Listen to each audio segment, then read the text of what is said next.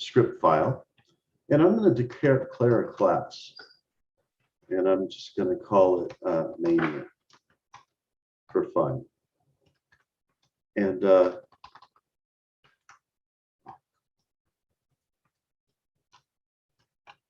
that's all I'm going to put in it. Not very useful, right? But this is, I find not many people know that you can use classes this way.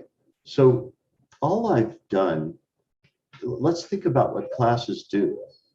Oh, forgive me, Ivy has not been let out yet.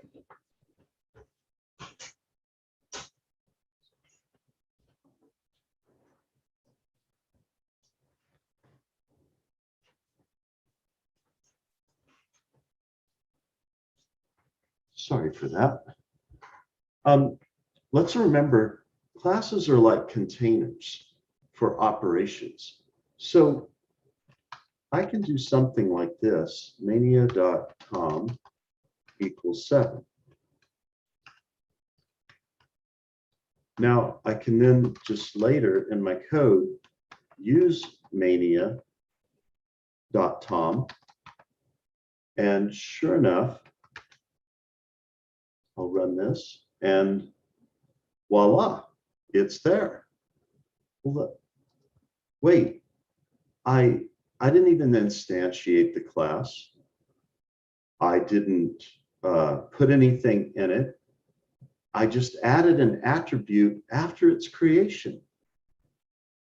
Why am I showing you this? This is a great way to create contained data groups on the fly and then pass them around in your code. But this is stuff you might not learn from any course. I hope you've all heard me encourage you. As you're learning various steps, keep a learning directory. You can even call it, for example, Jaya overflow. But that would be Jaya's directory, or you call it Yogi overflow or Vikram overflow. But basically, mine's just called learning, and I have probably close to 100 subdirectories in it, where I will say lists, and I go do list experiments in it. For sometimes I just need to go experiment. I have started to find that I will go look at my old experiments as much as Stack Overflow answers now, or Geeks for Geeks answers, etc. But this is one of those things I learned on my own because I just needed a way to add data to a group on the fly and pass it around. Well, I just want y'all to know you can do that. You can add attributes to classes on the fly. Now let's just now we've got this new thing, and it's totally different. So what can I do now? Well, let's just see. Yeah, can I use that later? And of course I can. Well, okay, but that's just data. Well, yeah, but what kinds of data can I pass around? Well, dictionaries are certainly powerful. So maybe I need something like this.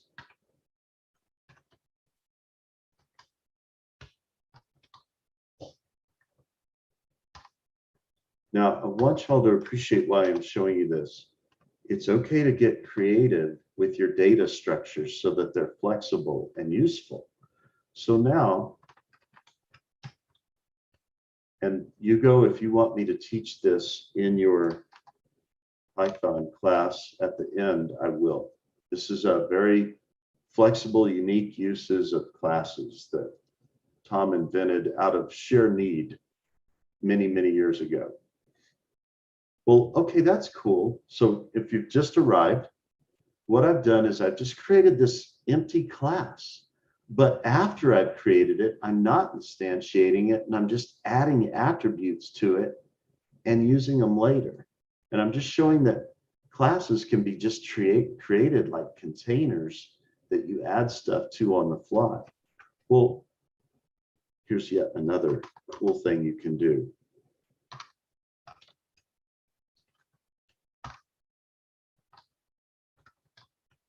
While doing that, I will ask question. And I'm really, by the way, this is the first time I even didn't use this way. So Okay. it's something I learned it, yes. But the question is, I will ask the question as it has to be, and maybe you can make example according to that. Is it static members to the class it will be, or dynamic? So right now, this is just static, but Perfect. now, however, just to make sure we're extra clear on Guy's question, we're going to show something to illustrate another answer to his question. Now, I've created this function, but maybe I want it to become a method to Mania. So I will just say mania dot mess equals message. Okay. And then down here, I'll say print mania dot mess. And the message is going to be, oh, I got to do this a little different. Isn't this cool? Okay. And then I run this. And boom. Isn't this cool? Now I got a none. Why is that? Let's see. Print that, print that, print that, print that. I have a none for some reason. We'll figure it out. Oh, really, I hope y'all caught it. That's all. I'm printing what this returns. Well, it didn't print anything, but I told it to print. So it printed it, and then it printed what it returned, which was none. So we'll fix that here. And we'll run it again, and we won't get the none this time. Now, to Guy's question, though, let's do this. Mania.tom equals 5. I've changed that now, and I just want to repeat that. So I'll come down here and run it again. And it's static until I change it, basically. I wanted to clarify that. I hope that helps. Yeah, Guy, go ahead. I think what's best to do in this case, just to show the idea. Sorry, it's suggestion because it will make the example very nice if we follow that suggestion. I think we have to instantiate two instance from menu, and then try to change Tom in one of these instance, and then print the other instance. Let's see if we can do that. Now, I want y'all to know this is experimental at this point, but I want you to get excited too, because all we did was create an empty class and start attaching things to it. Well, this is a way to make your code very dynamic and have a growing data structure, a collection of data at the same time. And I will add this to our class repo. Okay, so let's think now. Now, I'm going to experiment. I do not know what's going to happen here, but I am burning with curiosity to just say, can I instantiate the Mania class? So I'll just say man. In other words, without an init statement. I'm not sure I can do it, but I'm going to just say man equals Mania. Yeah. But I think I can too. But what I'm trying to do is just make sure. And then I think I want to put this above, and I think Guy wants me to too, before we do this other thing. And then that way we can print, and we'll see, because I think it's going to create an instance of Mania called man, but it's going to maintain the stuff that we yes, have. exactly. So, at this point, we have to print man. Yeah, exactly. Perfect. So let's just try it. I think it will work. And wait, it'll work without an init. Well, we'll just see, because we're not absolutely sure, but we think it will work. Okay, now what happened was, this is interesting. Let's look. We created here, and then we changed Tom. There's a problem because it's just a copy of it now. Excuse me, it's just a new pointer to it. So there's something different we need to do. Now, I think if I do this, it's not going to matter, but we'll try. The same. Now, yeah.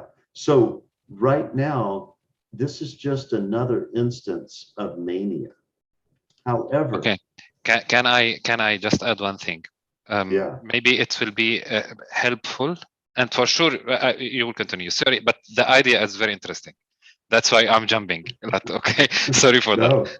No, Now, actually, guys, just so you know, I wanted to show adding the function that we could do that and call it mess, and then keep going. But this is a great question. What were you going to say next? Sorry.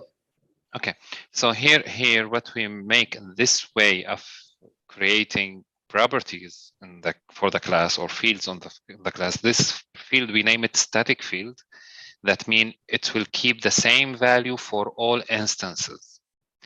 That means it's not kind of properties to each instance. It's a property to the class itself. That means all the class members will have the same values. This is in object-oriented programming called a static member. That's why I ask you if it's static or dynamic. I know it can be changed, but static, that means it has the same for all instances. It's not kind of field related. It's not a property related to each instance. Now, this kind of fields, it's used for, in general, for settings, configuration, something. So whenever you want something to be used for all instances. So just this is my right now I have to shut up. I will shut up. Okay, no, you can continue. That was really good to add that, because we actually can declare variables in a class that will be used by all instances. But I was even trying to show something simpler than that. Now, you see that I've created an init class now, and but the problem is, even though I did that, and I think I need to do this now if I'm going to try it again. Let's see if this gives us more flexibility like we were looking for. Nope. Because we declared that ahead of time, it's redefining it for Mania also. So for Mania and man. So we would actually have to have created, let's do it this way though. Tom, and I have to say self.tom in this case. And you'll see that this is going to create some problems too. So I will just keep it that way now, and I'll run it. And oh, it didn't create the problems I thought it would. So let's see what happened here. I reset Tom to 7, and it picked that up when I printed it down here. It kept, of course, the cool for Guy. So here's what I'm saying. We can have a class and just use it without instantiating it. And we can start adding attributes to it. But here's the cool thing. When I create a new instance of it, look what happened. It's saying, well, you just created a new instance. And so when you look at Tom there, it's giving... It's overwritten. Yes, yes. Exactly. However, if I'd have created 2 separate classes, let's do this. If we want to test it, I think it's good to make instance, for example, from Mania, you can name it Ghaith, and then you can make Ghaith.tom equal to 0, for example, and print it. You will see that we have the 5 on the Mania level. For man, it's 1. For Ghaith, that means it's only reassign the value, because once you create any instance, it will be self.tom is 1, Okay, just reassign it. Mani.tom, make it 0, for example. Well, so what I'm doing is similar to what you requested. I just made an instance of Mania, and I'm going to use it, call it Manny, and use it for all these things we had been doing. And then I make yet a new instance and see the differences.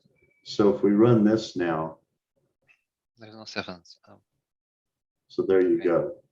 Yeah, it did all that same stuff, but now if we want, we could move this up at different points and see some differences we could have gotten. But let's try, I'm pretty sure this won't work. If I say print, and basically anything that I declared before this instantiation here, it's not going to be there because I only had the Tom. Excuse me, guy. There we go. So what do y'all think it will be happen printed. here? You think it will? No, yes, because it will get the class value, I think. No, okay, sorry. Yeah, no, that's okay. I was pretty sure that it would say, hey, that's not an attribute of Mania. So you created an instance here, but yeah, man does not have a guy. Yes.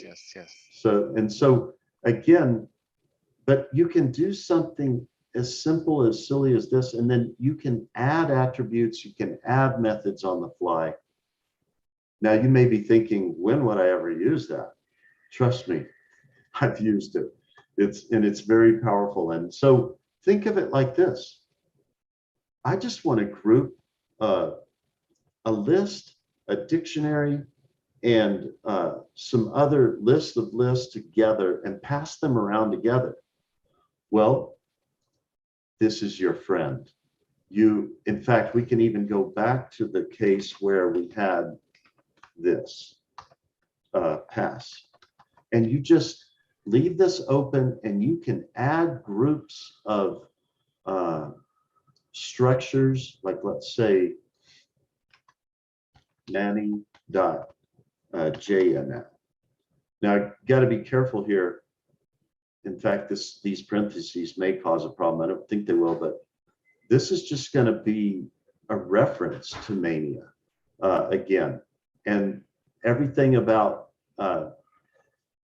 Manny, we'll create another reference to Mania here, but I think everything that's in Manny will equal man. But let's look. I'm just trying to show that we can add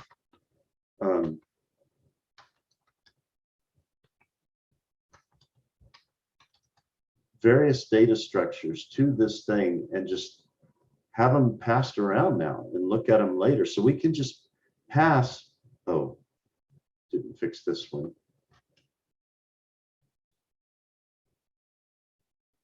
Let's do this. Can we, this is good. This means that we can just, we did successfully differentiate it, started over. I didn't think it would. It's because we created it this way. So basically now, if we say Manny Jaya,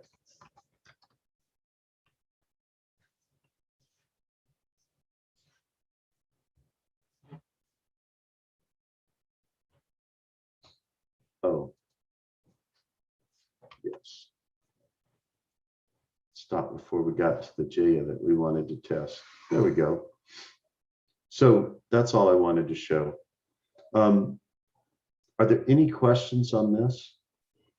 I'm sure there's a strong possibility I couldn't answer them because this is highly experimental. Tom, this is Jaya. Hey. So this class, I'm not very familiar with classes like this. This might be a dumb question, but class, right?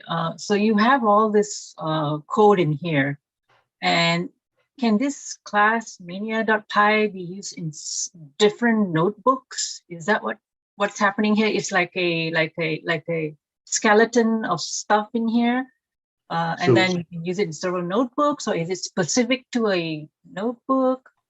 I guess I'm trying to understand where class might be useful. This is, forgive me for throwing this on y'all, that this is object-oriented programming in Python, but I was showing a very esoteric use of classes is what I was doing. So they will most likely look like this, Jaya. So let's just do a basic one real quick. We're just going to call it basic. And usually you start out like this, and you just have self, and you might pass in some initial parameters. So Tom equals 1, and this is default. So this way, if I don't include this in my instantiation of this class, which I'll illustrate to you, at least it'll still be there and use it, okay? Oh, I got this backwards. Forgive me, guy.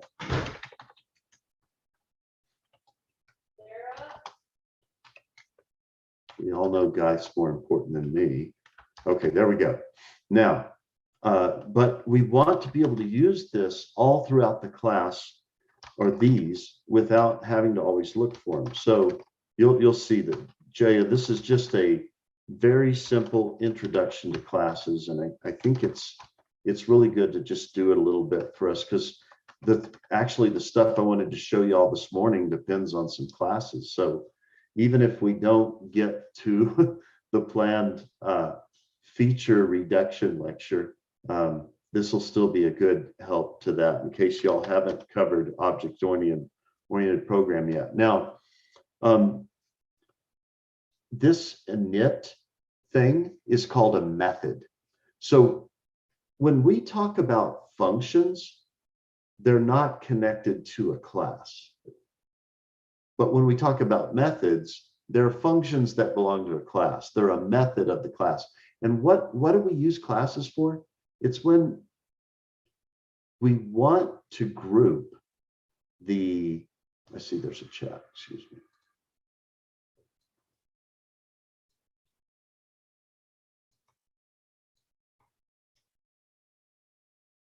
Oh,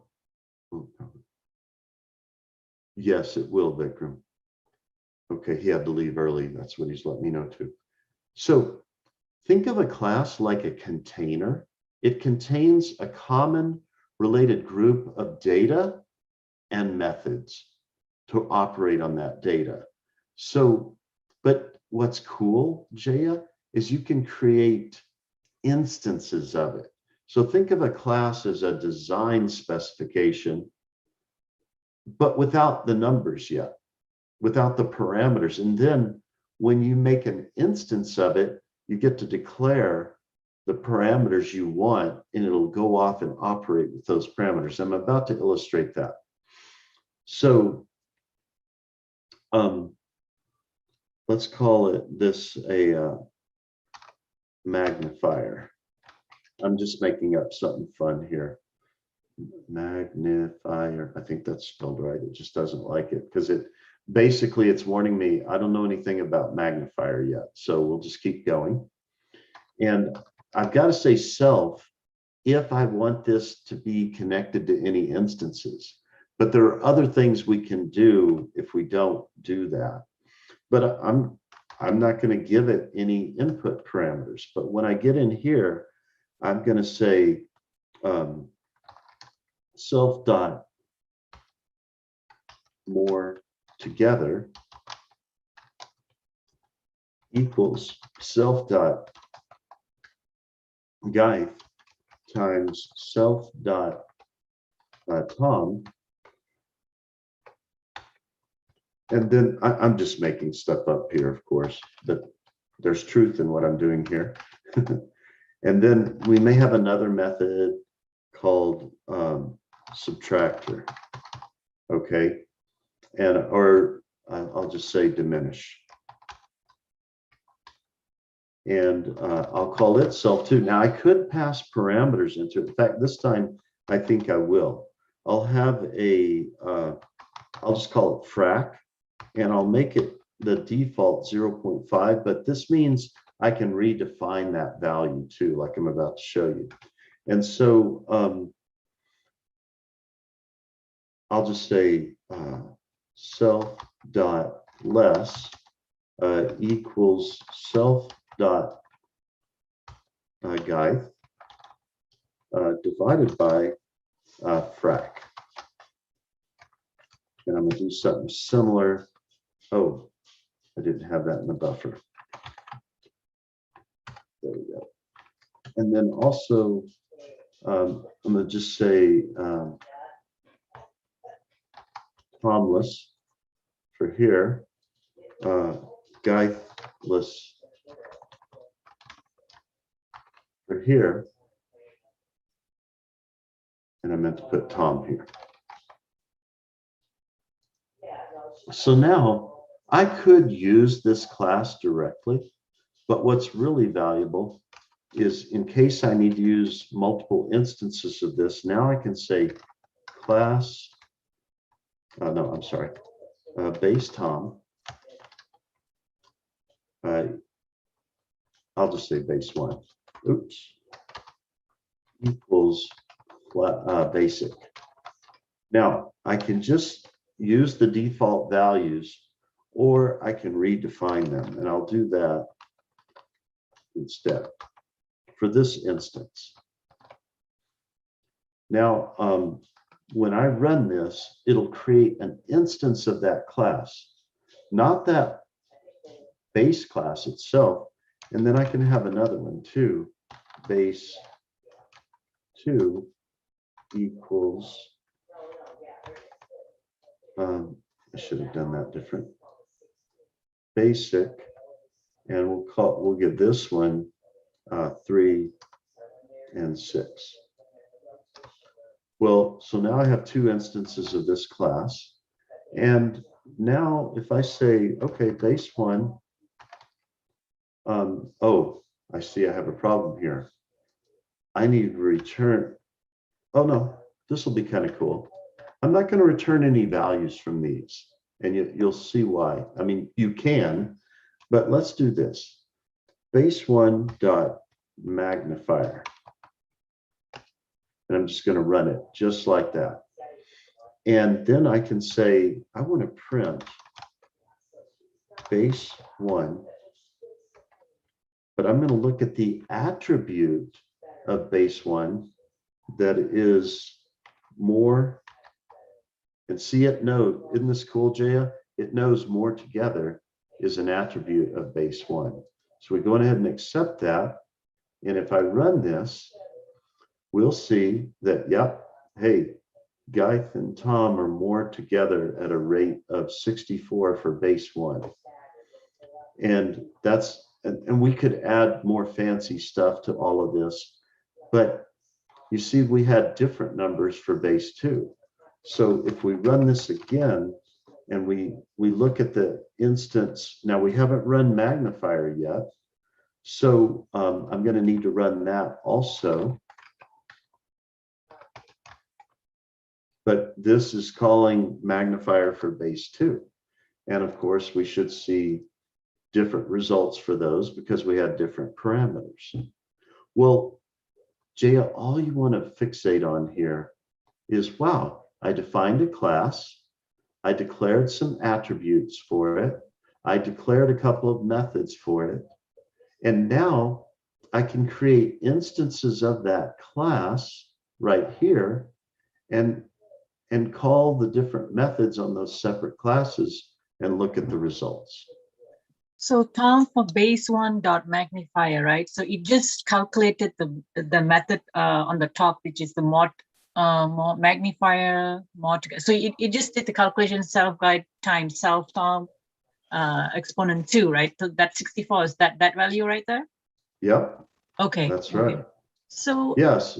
So yeah, it said, oh, 2 times 4 is 8 squared. 64, correct. Yes. So when we create this class and we have all this definition function in there, right? How do you know? I mean, how do you know there's magnifier inside of that class or diminish? Is it something that we, as a programmer, keep track of it, or so is that like a documentation that tells what's in it? Now, if you create this, you know. Yes. But if someone else creates it, they hopefully have created good documentation Ah, gotcha. of how. Okay. So this is a great question. If I go over to, I can't, well, imagine we went to scikit-learn and we looked at the documentation. Most of those are classes. It has attributes and it has methods. And that's, we're using a predefined structure like these. But we're not seeing the details. We're just, well, actually, they let us know what are the attributes, like here, and they let us know what are the methods and what parameters we can send into the methods and what they return. So for each class, they'll tell you how to instantiate it. They'll tell you what the methods are and what parameters to send in and what they return. Now, let me show you another thing, though. We could have done it this way, Jaya. And then I would have had to been careful. Let's see, print. I don't need to do this now. Magnifier is going to return the value. So what I want to do is maybe print the magnifier itself. Yes, what I'm going to do. So, and I'm going to show you all some QEN level tricks here. I'm going to create two cursors and I'm going to highlight both lines, put parentheses around it, hit home and type print. Boy, I saved a lot of time, didn't I? Okay. By the way, they're Tom level tricks too, but QEN is the master, the queen at doing, teaching that. So see, I did the same thing, but now I don't have to actually call in the class. I can, what's cool also, Jaya, is let's do it this way. I'll do more of what I was just showing y'all. I'm gonna take these out and I'm just gonna call them result. Now I'll fix this because you see I called them both, but now I can do this, and for each of these I can say result 1 equals. Now obviously I need to fix this so it's result 2, but that still saved me time. So I can define, I can set a variable with the result and use it later. So boom, same thing. But this way it's preserved. I can just keep passing that around. Now, but let's say you wanted to group these and pass them around in your code.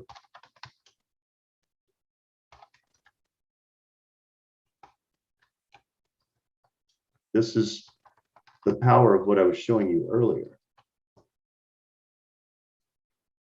I'm going to just say junk result 1 equals that.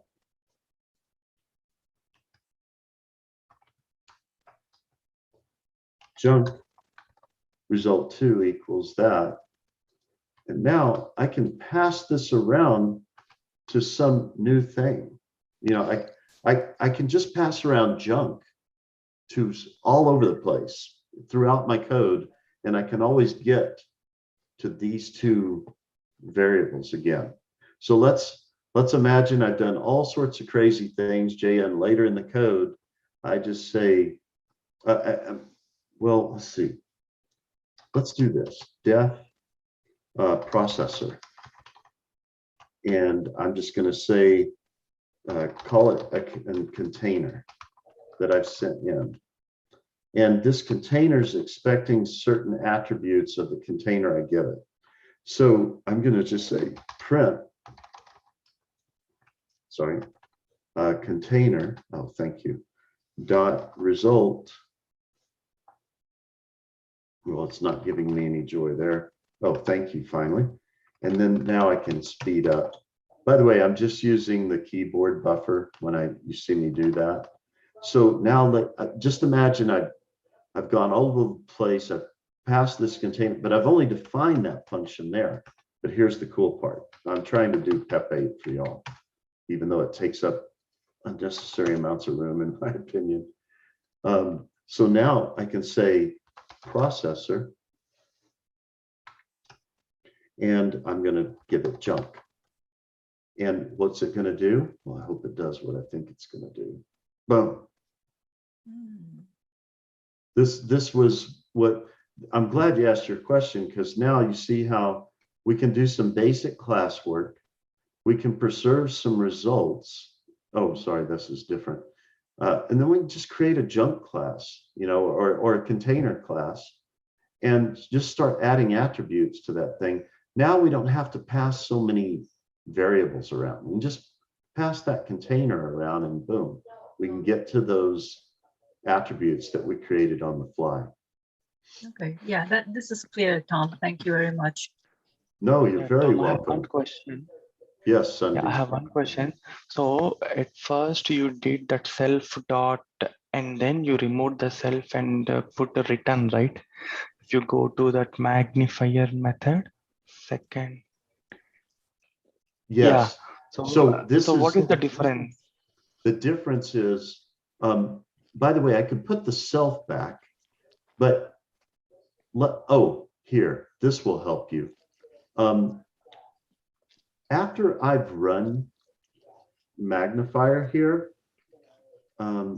let's do this.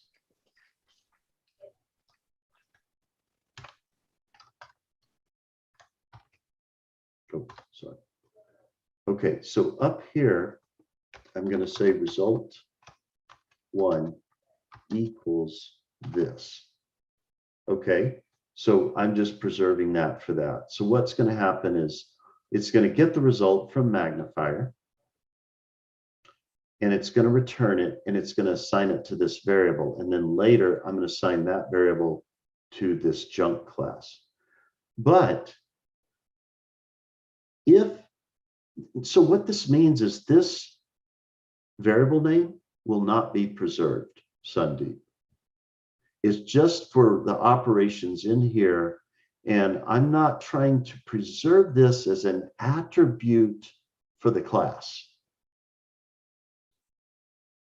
But let's say, well, I'd still like to have an attribute of that result, so I'll call it mag result equals more together. So I'm just deciding, you know what, I want to return it that way, but I'm gonna also save its value as an attribute for the class. Now watch what I can do with that. I will go ahead and say, before I do this stuff, here we've returned it as result 1, but I'm also going to just print base 1 dot, and I forgot the name of it already, mag result. And it remembers that. And in fact, just so we don't lose track of all this, let's do this. I hate it, did it in the wrong order.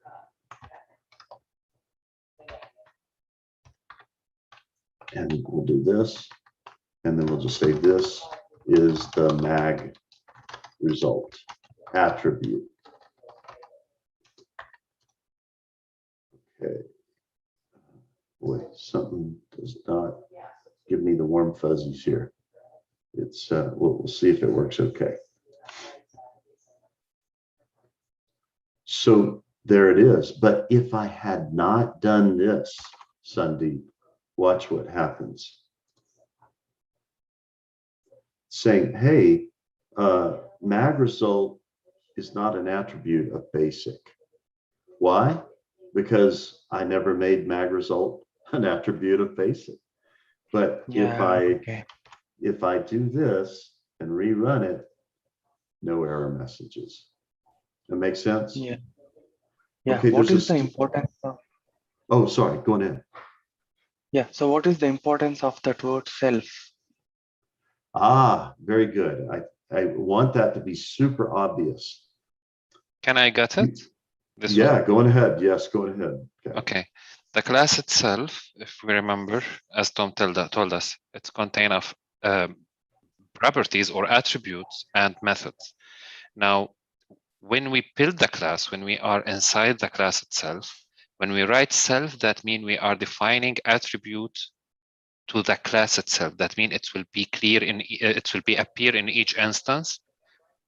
That's why we are using self. That means to define, for example, let's build, this is a small example, but it will help us to understand it. Let's build a class called a human.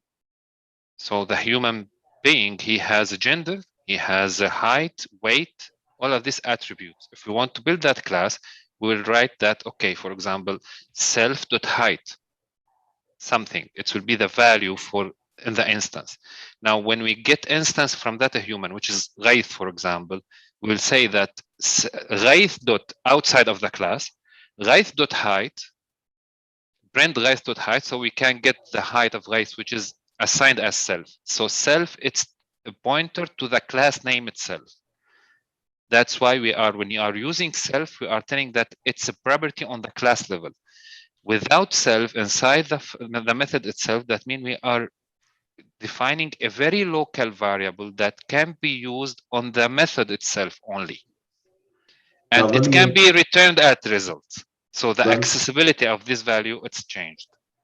That was the perfect explanation, but I'm going to give you the Tom Bonehead explanation because I need to think this way. You see this right here, this base one, Santi? Yeah. Okay. See how I'm using it here later? Replace all these cells with base one. That's what's going on. It's saying, oh, you're just creating a class definition. But down here, you created a class instance. So once you have an instance, you replace all the cells with the instance name. Ah, okay, I got it now.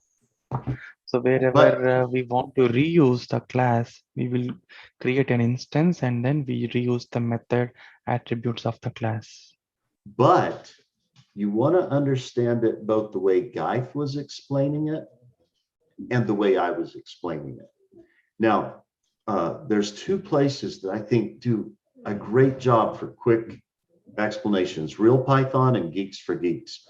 So if you find Geeks for Geeks and Real Python and you look at creating classes, you will get that both the way Geith explained it and the way I did. But the way Geith explained it is very important. You might say, create a human class.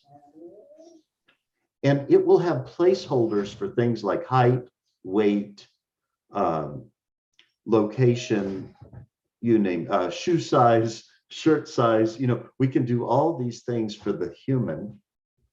And then later, we create an instance of it. Now we say Geith equals human, but we put in all the attributes for Geith. And then we have Tom equals human. Put in all the attributes for Tom. And so they're separate instances of the same class. Good, excellent. Okay. Did not intend to take the whole class for this, but certainly worthwhile to do so. Tom, I have a question. Yes, yes. Can you share some good use cases for classes? Because some people say, yeah, it can overcomplicate your code. Some say, no, it makes it more reproducible. But what are some use cases where classes would outshine just normal functions? Yes, in fact, if y'all are following my posts, I had to do this just yesterday with the beta function. So this will be perfect. Let me get this a little bigger. And Ambrose is driving me crazy wanting in. Hang on. No, you're coming back. Ivy wanted in, but she plays in the water too much. So guess what? All right, let me share this. New screen. And Gaith and I were having a discussion on this thing just the other day. It's hilarious. Oh, don't make it hard to find. Oh, that's right. I'm gonna have to. Sorry, guys, I'm getting there. By the way, just until you find it, I can tell that one obvious use case for that, it's most of the libraries that we are using, the predefined Yes. libraries. All of these are classes, and we are create instance from them, and we just use it. The only thing that we have to do is to include the package in our notebook and go ahead import. When we are importing, most probably we are importing classes. So Exactly, Guy. When we're using scikit-learn, we're importing the class, we're creating, well, we import it, we make an instance of it like mod or model equals linear regression. Boom. Now we say mod.fit, we pass in X and Y, all our features and all our labels separately. And then we say mod.predict, and we give a separate set of X's and we predict the Y's. And then we can compare the predicted Y's to the original Y's and run metrics to see how good a job it did. But here's an example where I really didn't just want to use a class, I kind of had to. The beta distribution relies heavily on the beta function, because when you create a beta distribution, well, you need to know alpha and beta, but I've got this strange thing here, panels. Why? Because the beta function actually has to be integrated. So this function is just to get self.b so I can use it down here. Well, why is this function so important? No matter what shape you make for the probability distribution function for beta, it will make that integrate to 1. And so I didn't, just to keep it clean, I didn't want to rerun this integral every time. So I create it once when I instantiate the class for these specific parameters. And now later, once here's my instantiation of the class with the parameters. And then I say, okay, I'm going to create Y1 with these parameters for this instantiation. And so this is a list instantiation, but just read it this way. For each X in X that I created right here with a list instantiation, get the value for the probability from the beta PDF and add it to this array. Then I take all those values, and I'm doing, boy, I cheated here massively. Look what I did. For each answer in that Y1, multiplied by the panel width, basically I'm getting the area for that panel, and I'm summing those up, which adds up all the areas under that curve, and then I'm rounding it because I know it won't come out to exactly 1, but very close to 1. I love Python. I just did digital integration in 1 line, is what I'm telling you.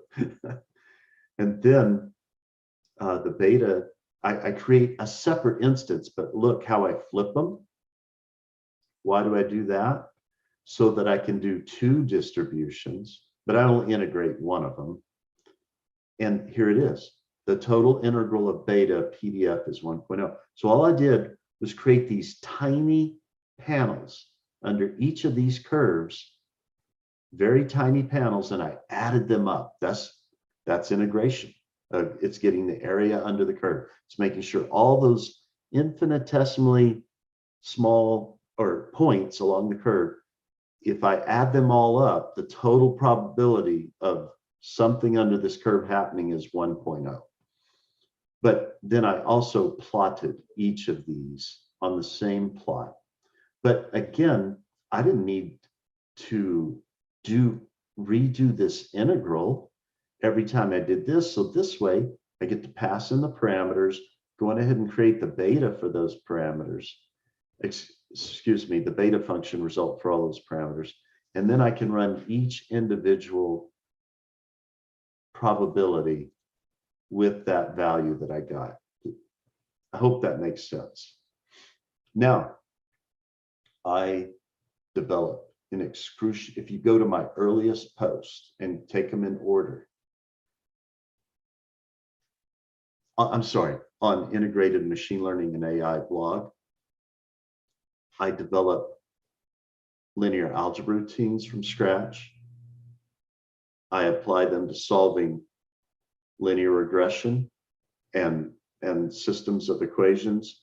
And you can see in painful detail how I basically recreate the same functionality of a scikit-learn class with fit, train. Fit's the same as train, and predict, and you can do fit predict too, but you don't normally want to do that. So if you want to go through details of how to apply this level of stuff to machine learning, you'll see it right there. Oh, we are out of time. I need to give y'all a bio break before mentoring.